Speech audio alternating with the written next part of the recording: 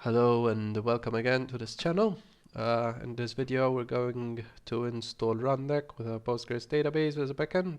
This will improve reliability and snappiness of Rundeck in general. So first off, we're going to start apt update and apt upgrade on our server. This one in particular that I'm using is now a freshly installed Ubuntu 22 server. This will take some time, so I'm going to take the liberty to increase the speed of it. All the commands used for this demo will be up on our website, and you can find the link in the description as well. So as you can see, once it's finished, we're going to add the Rundeck packages obtained from the Rundeck website, and we're going to also add the GPG key.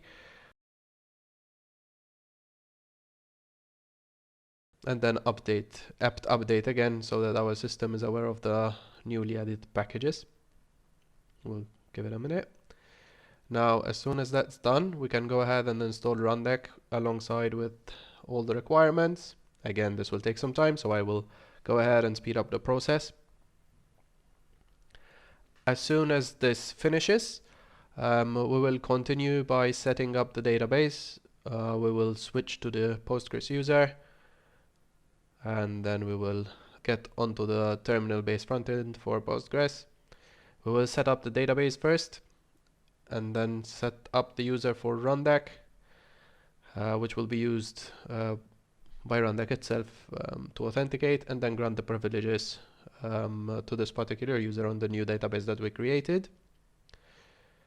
Now we're going to edit some configs here and Rundeck configs.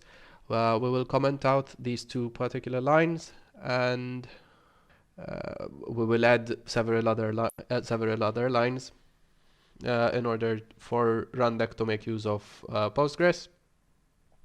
I forgot here to edit the local host, so we need to remove that, and instead we're going to insert the server's IP address, and that is basically it with regards to that. Now we can go ahead and start the service.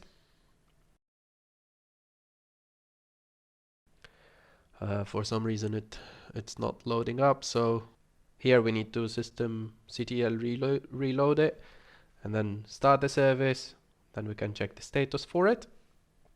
I'm going to go ahead and enable it so it starts automatically when the server starts. And now we can go ahead and open up a browser so we can get onto the web page. We can go ahead and access our server by using the IP address followed by a 4440 as port, and the page will be displayed as you can see. The default credentials are admin, and here you can see the instance of Rundeck we have just installed. I would like to thank you for following along, and I hope to see you in the next one.